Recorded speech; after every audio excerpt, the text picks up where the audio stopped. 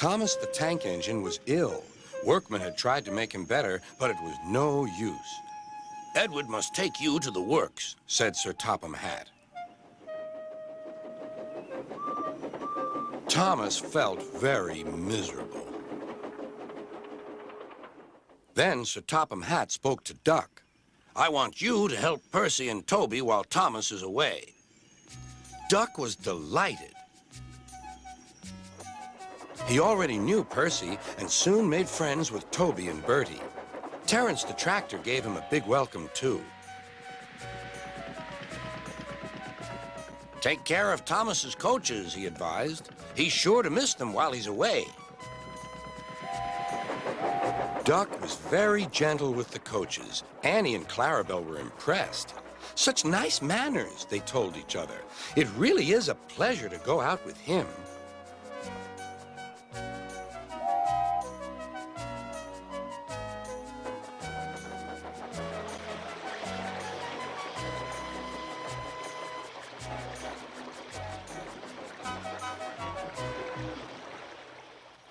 When Thomas came back, Annie and Clarabelle told him how well Duck had managed. Thomas was so pleased to be home that he soon forgot to be jealous.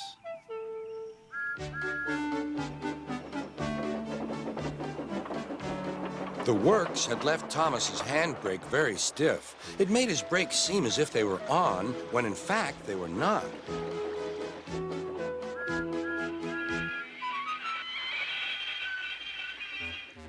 As a result, he and his coaches often overran the platform. Thomas found this most embarrassing. Gradually, his driver and firemen learned to be extra careful. But one day, Thomas's fireman was ill, and a relief man took his place.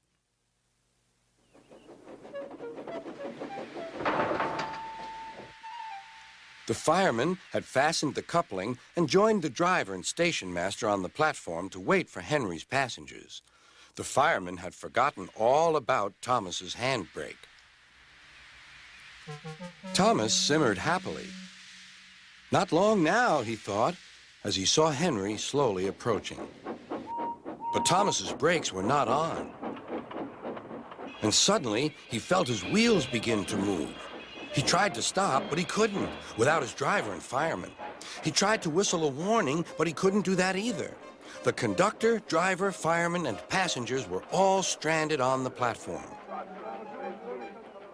"Stop, stop!" shrieked Annie and Clarabelle, but Thomas, with plenty of steam, kept on going.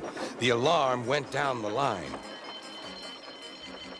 "Stop the Runaway!" There, ready for action, was Harold the helicopter. The inspector had made a plan, and together they took off into the sky.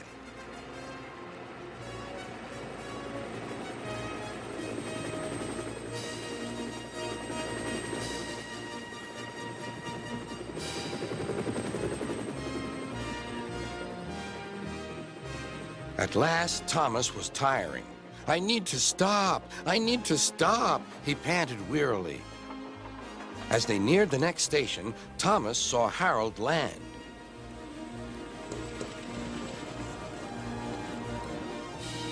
They entered the platform slowly enough for the inspector to act. Judging his moment, the inspector scrambled into the cab and screwed the brakes on.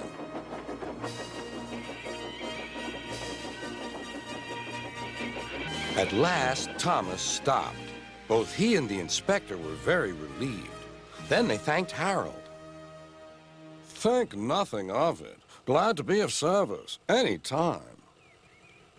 "Thomas," remarked the inspector, "we must never let this happen again." Wearily, Thomas agreed with him.